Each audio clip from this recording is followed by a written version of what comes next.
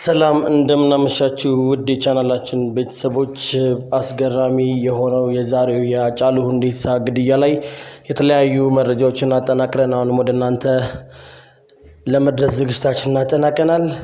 በዛሬው ዕለት አመሻሹ ላይ አካባቢ ነው ሃጫሉ ሁንዴሳ በተለምዶ ገላን ኮንዶሚኒየም አቃቂ ቃሊቲ ክፍለ ከተማ አካባቢ በጥይት የቆሰለው።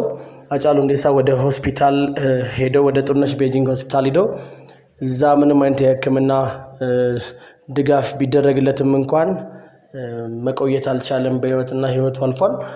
ሃጫሉ ሁንዴሳ ከመሞቱ ጋር ተያይዞ የግድያው ነገር አሁን በከተማው ላይ በከባድ ሁኔታ በሌሊትም ቢሆን እየተወራ ይገኛል።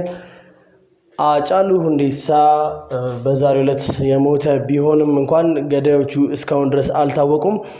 የፖሊስ ኮሚሽን የፌደራል ፖሊስ ኮሚሽን እንዲሁም ጠቅላይ ሚኒስትር አብይ አህመድን ጨምሮ አዳነች አቤቤ መልእክትም አስተላልፈዋል። ጠቅላይ ሚኒስትር አብይ አህመድ ባስተላለፉት መልእክት ውስጥ በአጽንኦት የተናገሩት የሃጫሉ ሁንዴሳ ገዳዮች ከህግ እንደማያመልጡና አሁንም የፖሊስ ሪፖርት እየጠበቁ እንዳሉ ሲሆን የሃጫሉ ሁንዴሳን ሞት አስመልክቶ የተሰማቸውን ጥልቅ ሐዘንም ገልጸዋል። ይህንን ሐዘን ሌላ ወንጀል እንዳይሰራ በማድረግ ሐዘኑን ታሳቢ እያደረግን እንድናሳልፈውና ለመላው ቤተሰቦችና ለኢትዮጵያ ህዝብ መጽናናትን ተመኝተዋል።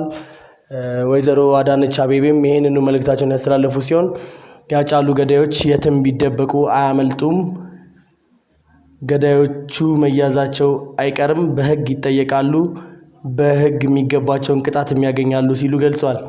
የሃጫሉ ሁንዴሳ ገዳዮች ላይ አሁን በከተማው ላይ ተንሰራፍተው የሚወራው ወሬ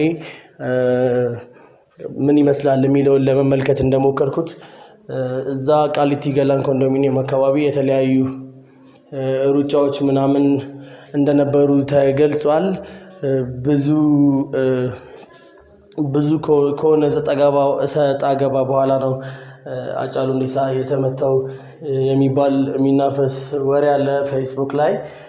ነገር ግን አሁንም ቢሆን ከህግ አካሎች የምናገኘውን መረጃ ብቻ እንድናምንና ተረጋግተን ሀገራችን ሳትረብሽ ሃጫሉ ሁንዴሳን ገዳዮች እንዴት ለፍትህ ማቅረብ እንዳለብን ማሰብ ይኖርብናል። ይህንንም ለማድረግ የአዲስ አበባ ፖሊስ ኮሚሽንም ሆነ የፌደራል ፖሊስ ኮሚሽን በተቻለው አቅም ርብርብ እያደረገ እንደሚገኝ የገለጸ ሲሆን በዚህ ርብርብ ውስጥ ከላይ እስከታች ያለውን መዋቅሩን አጠናክሮ እየሰራ እንደሆነ ገልጿል። ስለዚህ የሃጫሉ ሁንዴሳ ሞት በመንግስት አካላቶች ተረጋግጦ መረጃዎች ወጥተዋል ማለት ነው። ይህንኑ የአርቲስት ሃጫሉ ሁንዴሳ ሞት እየተከታተልን ወደ እናንተ የምናደርስ ይሆናል። የኦሮሞ ወንድሞቻችን የኦሮሞ ተወላጆች የተሰማችሁን ጥልቅ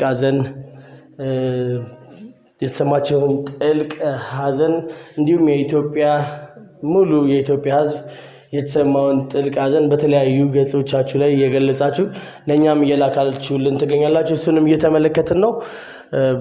ከዚህ በመቀጠል ወደ ጠዋት ረፋዱ ላይ አካባቢ የሚኖሩትን ዜናዎች በሙሉ ሰብሰብ አድርጌ አንድ ላይ አደርሳችኋለሁ። የሃጫሉ ገዳይ አልታወቀም። ሃጫሉን ማን ገደለው? እስካሁን ድረስ ጥያቄ ውስጥ ነው ያለው። ሃጫሉን ማን ገደለው?